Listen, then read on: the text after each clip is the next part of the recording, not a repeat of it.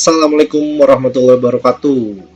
Ini merupakan bagian presentasi saya di mata kuliah dasar logika. Pada beberapa kesempatan, pada beberapa alur kehidupan, saya kadang diminta untuk mengajar mata kuliah dasar logika, dan pada pertemuan akhir, jadi di pertemuan normal, di pertemuan ke-14 di kuliah, saya akan menginformasikan atau menceritakan tentang hal yang akan saya ceritakan ini. Saya beri judul PowerPoint-nya Rainbow in the Middle of the Rain.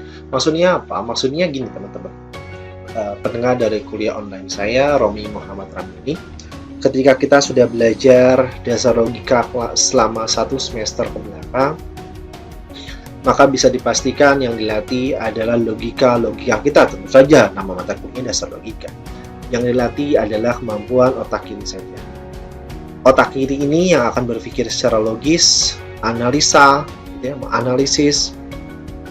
Bisa jadi pada suatu waktu mentok, pada suatu waktu menjadi sedih. Ibaratnya turun hujannya awan, nangis sedih. Namun jangan khawatir ketika kita mulai mengaktifkan otak kanan kita, memunculkan kreativitas, memperluas sudut pandang kita, maka kita bisa mengetahui, kita bisa memastikan bahwa ada pelangi, bukan di matamu, ada pelangi setelah ataupun saat turunnya hujan. Ada keindahan-keindahan yang bisa dilihat di antara mentoknya atau dianggap mentoknya sebuah situasi, sebuah peristiwa. Bagaimana penjelasannya? Penjelasannya diawali tentu saja dari otak kiri manusia yang kecenderungan berpikir logis, kemudian otak kanan yang lebih kepada kreasi. Saya ketika kuliah akan membuat simulasi tes seperti ini, misal jari mana yang di atas, maka di diagonalnya atau sebaliknya yang menjadi otak yang dominan. Misalnya ketika saya melakukan simulasi ini, yang di atas saya adalah tangan kiri, atau sebaliknya. Ketika saya melakukan, atau seterusnya, ketika saya melakukan simulasi ini, yang di atas adalah tangan kiri saya. Ketika lengan kiri saya di atas, maka yang dominan pada saya adalah otak kanan. Saya konsisten di kedua tes, adalah otak kanan. Maka otak kreasi saya lebih tinggi daripada dominasi otak kanan. Lebih tingginya jelas butuh tes tertentu ya, apakah 0,1% atau 10, 20, 50, 100 ya. Itu butuh tes tersendiri. Tapi pada pastinya dominasi otaknya lebih tinggi. Nah, maksud saya apa? Maksud saya menceritakan bahwa ada kemampuan kreasi untuk kreativitas manusia. Otak manusia bukan melulu tentang logika, bukan melulu tentang analisa.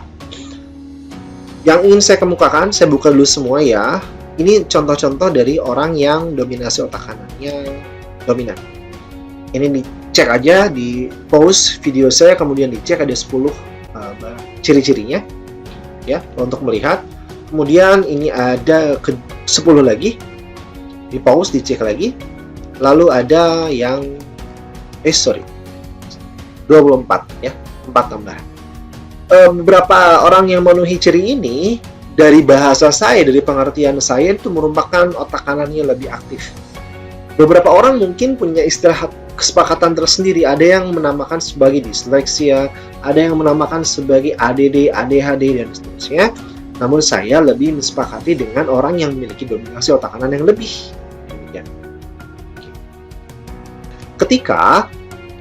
Satu kata ketinggalan tadi. Ketika manusia memakai logikanya, ketika manusia dalam kondisi sadar menganalisa, maka yang digunakan dalam otaknya adalah gelombang beta, gelombang sadar.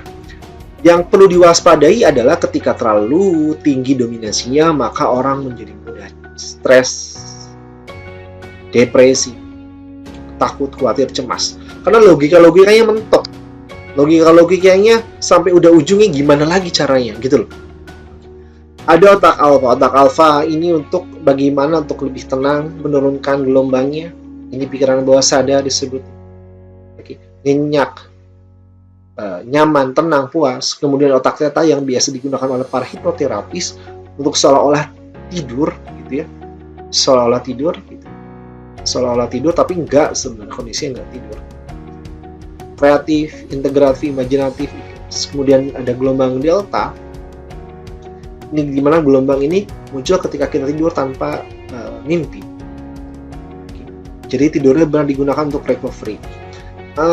Yang pernyataan yang perlu saya sampaikan di sini, ketika kita melulu menggunakan otak kiri berpikir logis, kreasi, perfeksionis, sempurna dan sebagainya, hati-hati sekali lagi, dominasi otak beta terlalu tinggi akibatnya depresi.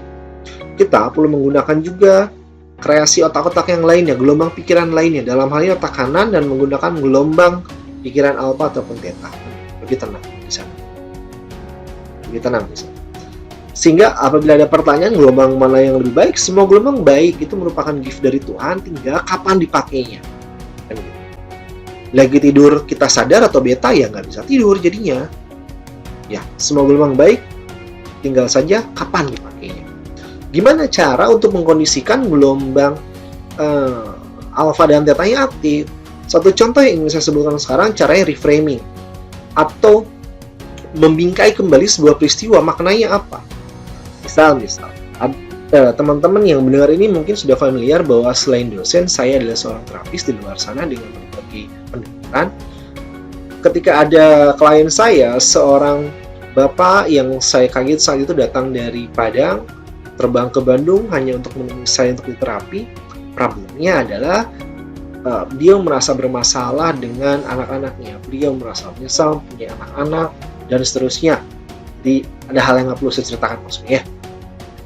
Lalu saat saya ngasih pendekatan reframing bahwa Bapak selarasnya Bapak bersyukur punya anak. Hanya saja karena gitu, maksudnya karena di luar sana masyarakat banyak yang sudah menikah tapi belum punya anak dan pengen. Bapak punya anak selarasnya bersyukur. Tinggal saja pertanyaannya ketika Bapak sebel dengan anaknya, pertanyaannya sejauh mana Bapak mendidik anaknya. Karena anak cermin dari orang tua. Karena pikiran senantiasa harus dilatih. Pikiran itu seperti otot, harus terus dilatih. Dibiasakan untuk reframing sebuah kejadian. Carilah makna dari setiap kejadian, carilah makna dari peristiwa-peristiwa yang ada. Seolah-olah tampak menyakitkan, merugikan, apakah iya benar? Seandainya kita belum berhasil menemukan sebuah peristiwa, belum berhasil menemukan sebuah makna, niscaya dipercaya oleh beberapa orang bahwa pelajaran itu atau kejadian itu akan terus ada dan tanda kutip bisa jadi mengganggu untuk kita yang belum paham apa maknanya. Makanya dalam course dikatakan nothing ever goes away until it has taught us what we need to know. Peristiwa-peristiwa pelajaran dari Tuhan ini yang dihadapkan pada kurikulum kehidupan tidak akan pergi gurunya sebelum pelajarannya dapat, sebelum kita tahu apa yang perlu kita dapatkan untuk kehidupan. Oke? Seandainya pun sudah merasa luka dalam kehidupan kita, maka terimalah luka itu dan tumbuhkanlah cahaya ilahi dari tempat itu. Makanya kalau Rumi bilang, the wound is the place where the light enters you. Luka itu terima, dan di sana saat diterima itu, saat dikembangkan itu, saat dipahami apa pelajarannya, cahaya pertumbuhan jiwa itu akan tumbuh dari setiap manusia. Mengapa saya merasa penting untuk menginformasikan tentang pentingnya otak kanan itu?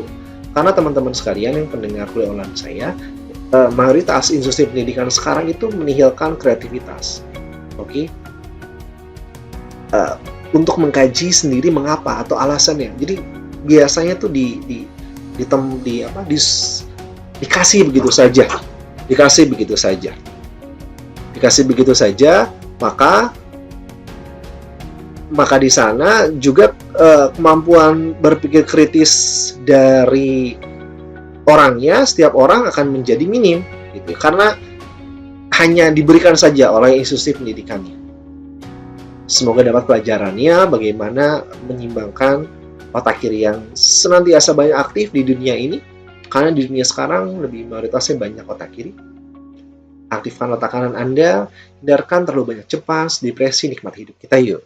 Saya Romi pamit. Wassalamualaikum warahmatullahi wabarakatuh.